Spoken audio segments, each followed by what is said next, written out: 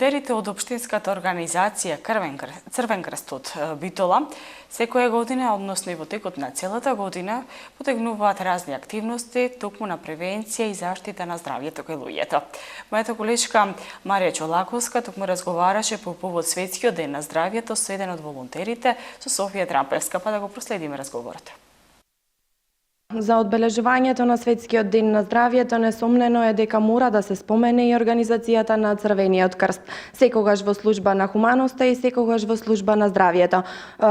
Светскиот ден на здравјето во организацијата на Црвениот крст не значи само еден ден, значи 365 или поточно оваа година 366 дена во служба на токму на здравјето, со бројни крводарителски акции, собирни акции, донации и слично, помагаат секогаш на оние на кои им е најпотребно. Меѓутоа, активностите во кои делува организацијата на Црвениот крст е и во насока на превентивно-здравствената дејност. Токму поради тоа денеска со мене е Софија Трампевска, волонтер во Црвениот крст во Битола. Софија, најпрво добре дојде. Добре ве најдов. Ке започнеме со тоа во која насока се активностите на Црвениот крст за превенција на здравјето. Значи вака, клубот на млади при општинската организација на Црвен крст Битола работи во повеќе комисии, од кои една од комисиите е здравствено-превентивна дејност. Здравственото превентивна дејност всушност е опширен поим, многу широк поим всушност, каде што една од темите е дијабетесот. Дијабетесот како болест на 21 век, односно не можеме да го наречеме болест, туку состојба на организмот е во пораст и затоа волонтерите заедно со помош на стручната служба и председателот на општинската организација на Црвениот крст Битола се залагаат што повеќе да се покрене свеста кај граѓаните во врска со оваа болест, дијабетесот. Така и всушност ние тука во Црвениот крст правиме многу работилници, многу штандови во кои е вклучен и Центарот за јавно здравје, каде што мериме шеќер на граѓаните во крвта и сакаме да покрениме свеста затоа што од дијабетесот идат и многу други болести. Тоа е најважно кај луѓето кои се на постара возраст, затоа што дијабетесот најповеќе ги напаѓа крвните садови и очите, па сакаме да му дадеме до знаење дека треба нонстоп да се врши контрола. Исто така многу често се случува да дојди некој во Црвениот крст тука и да побара да се мери шеќер и ние тоа многу често го правиме и со задоволство затоа што сакаме да му помогнеме на граѓаните и сакаме исто така да бидат свесни дека всушност дијабетесот не е некоја тешка работа, тешка болест сега, но подоцна може да остави многу големи последици.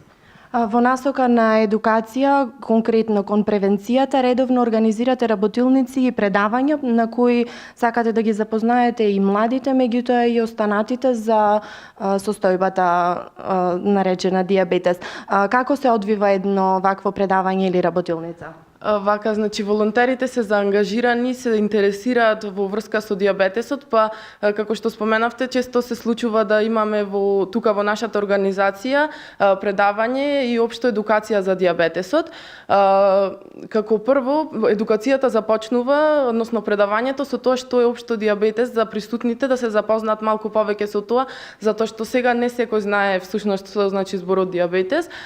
Потоа преминуваме на симптомите и раното откривање на дијабетесот, затоа што тоа според мене е најважно.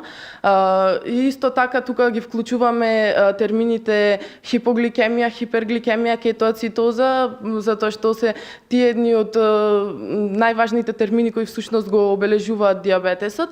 Тука имаме малку повеќе запознавање како оди, затоа што нели дијабетесот е поделен на тип 1 и тип 2. Тип 1 дијабетес се запознаваме малку повеќе со него, затоа што всушност тој дијабетес е неизлечлив и треба да му помогнеме на луѓето да продолжат да живеат со тоа всушност и да се навикнат на тој начин на живот. Исто така потоа преминуваме во самото предавање на како се аплицира всушност терапијата и колку често се прави тоа и мерењето на шеќер во крвта и слично, и на крајот најважно за дијабетичарите, затоа што можеби тие имаат таква состојба, но всушност тие се едни од лицата кои што се хранат многу здраво. Да споменеме исто така дека здравата исхрана е многу важна кога зборуваме за дијабетесот и од прилика на присутните на предавањето му даваме до знаење како треба да се храни еден дијабетичар.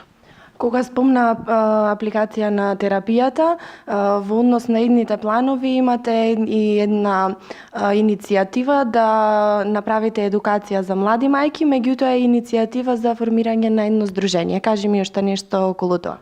Така, значи Црвениот крст сака да покрене иницијатива за прво формирање на здружение на лица со дијабетес, не само на некои што се помлади ново дијагностицирани лица со дијабетес, туку исто така во тоа здружение може да учествуваат и постари лица кои веќе се долгогодишни дијабетичари, затоа што со самото тоа се дава, на пример, се споделуваат искуства како и кој го прифаќа на кој начин дијабетесот и како живее со него.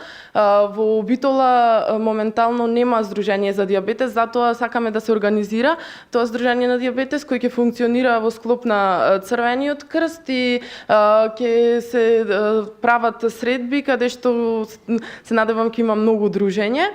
Исто така, вториот проект кој е сега во тек е предавање, да се организира предавање за младите мајки кои родиле деца со дијабет, значи вроден дијабет, за всушност тие да се научат како точно да аплицираат терапијата кај своите деца, затоа што и не е некоја многу едноставна работа и треба точно да се знае како да се направи тоа, па Црвениот крст сака да му помогне всушност како тоа да го направат, да знаат.